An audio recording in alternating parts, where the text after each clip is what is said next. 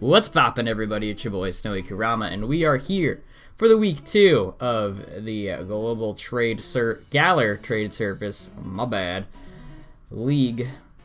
Week 2 against the Melbourne Starmies, aka DJ. So, yeah, we're here for the battle. I actually have my notepad up for what I was actually planning on with my team and whatnot. So, again, this is going to be a post-com, not really a live again. I want to do a live, but it just never works out. Timing never, ever works out. This time I wasn't even home. So, yeah, I hope the video does well anyway. I hope you guys enjoy it. And let's just go ahead and look at the team. So, I decided to bring... Oh, let's actually look at his team first. Did I delete his team? I think I might have. No, I didn't. Thank goodness. Okay. So, we got Tapu Koko, Celebi, Empoleon, G-Max Alcremie, Phalanx, Vikavolt, Scrafty, Venomoth, Flareon, Furret, Regigigas, and Mega Ampharos. Lots and lots and lots of ground weaknesses. I honestly had no idea what to do about this. I forgot what I had planned for this thing during the battle, which is a little unfortunate. And I kind of had things for everything else. So this is the team. This is your boy's team. We got rotom-frost here with the light clay, trying out some dual screen stuff. The plan here is to set up the screen so that I can have either Chandelure or Sceptile set up and hopefully just go ahead and win. Do we have anything set up for? Nope, that's really just Rotom's thing. I first had Pain Split on here for some extra recovery since there's a lack of leftovers on the set. Then it became Will-O-Wisp to burn his stuff, and then I thought, I don't have any way to get rid of hazards if he sets them up, so Defog. It's kind of counterintuitive because Defog gets rid of screens, but you know, Chandelure doesn't really like the rocks. Speaking of one of our setter-upper guys, we got Mega Sceptile back here with the SD, just jolly max attack, max speed. We got the X Scissor here for, what do we have it for? I want to say it was Celebi, yeah, just in case he brought that thing because of the Swords Dance up. I OHKO it with rocks, I think, at the very least. We got Earthquake because of all of his earth weakness, ground weaknesses. Oh, man. You ever get like that? Just can't talk. And we also have Leaf Blade because of Stab. And Stab is always nice to have. We have our Rock Setter here, Seismitoad, just your standard-ass Sword and Shield defensive set with moves. It was brought here for taking a look at my little sheet. We have it here for the Flareon, of course, with the on a clean switch. And I think that's about it. But we also needed it for the rocks. And we got our Gallade, big Gallade. We're doing a Life Orb set this time. We got Zen Headbutt for Phalanx. And I think Venomoth. Close Combat deals with Empoleon as well as, I believe, Furret and Regigigas, of course. Aerial Ace for our Max Airstream, and then Earthquake because of all of his ground weaknesses. And then we got our Chandelure here. We have Calm Mind set. It's kind of the same set we were using last time. I put this much speed. That speed's something. Couldn't tell you what it is. Completely forgot. It's probably Flareon. Maybe. I don't really know. But I know it worked out in the way I was calcing things, so... Yeah, we just have Shadow Ball, Fire Blast, Psychic for Phalanx, and Venomoth, and other Psychic weaknesses that he's got. And then we also have Calm Mind, because I couldn't really think of the last slot. I'm like, hey, we have the screens, we can just do that. And then last but not least, we got Vileplume. This is the way I had to deal with not Phalanx, fucking Alcremie, because we got Sludge Wave here. Hoping to put it to sleep or something. And this EV spread, it helps me knock out Koko from full with rocks with a 16 special attack. And it more or less takes at least one hit or two hits from any of his physical attackers with this investment in my defensive stats. So that's the team, and let's go right into the battle. So he brought Tapu Koko, Alcremie, fucking Mega Ampharos, Flareon, Furret, and Empoleon. I was thinking right away, this dude brought all of his ground weaknesses. Why didn't I bring Sandslash? Because I originally was thinking about Sandslash for battling him with all of his ground weaknesses, but then I thought that thing's too slow. That thing won't take a hit from anything that he's got, just in case he doesn't bring all these guys, so it wasn't worth it in my opinion. But here we are with this. Let's go ahead and get into it.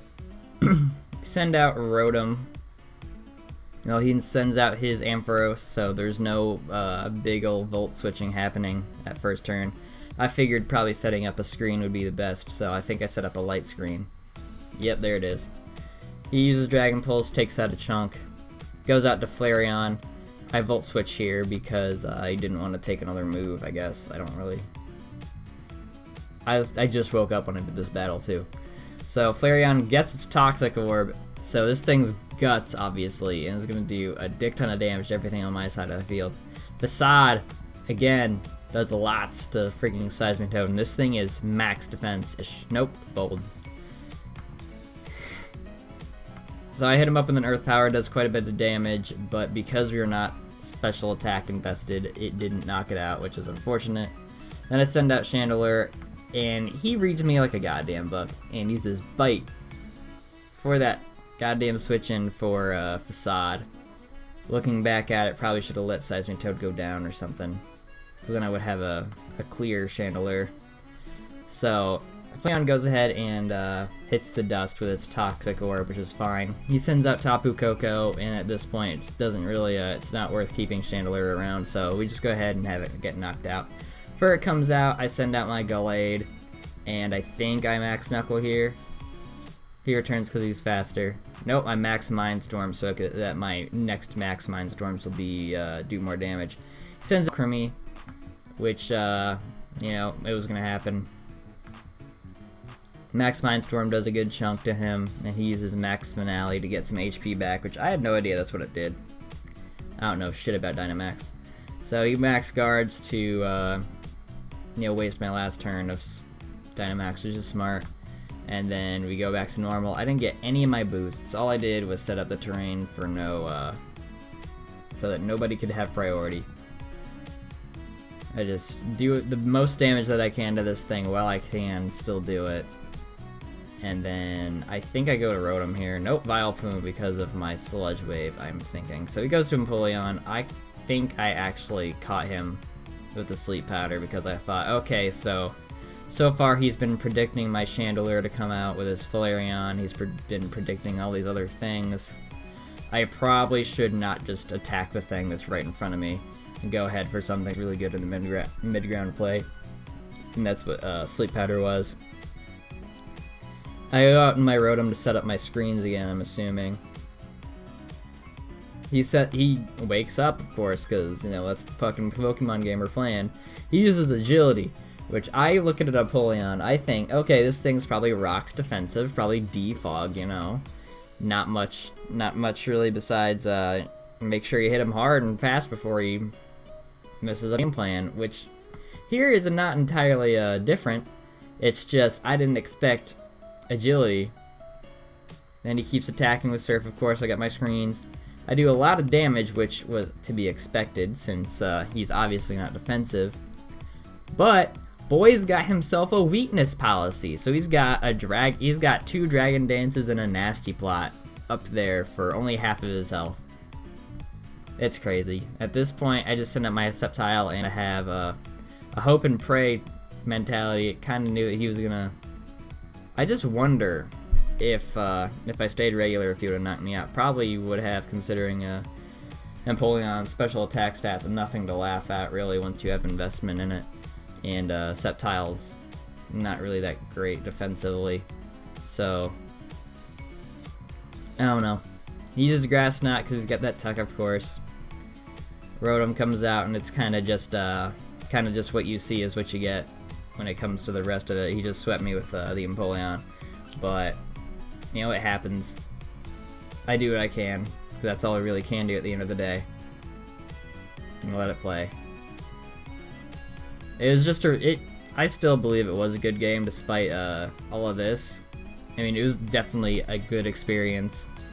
Grade A draft league battling as far as DJ's side goes, because bringing Empoleon with all of this is just you know, goes to show that you can't really expect your regular things with draft, your regular sets. And yeah, it's just an eye-opener, definitely 100%.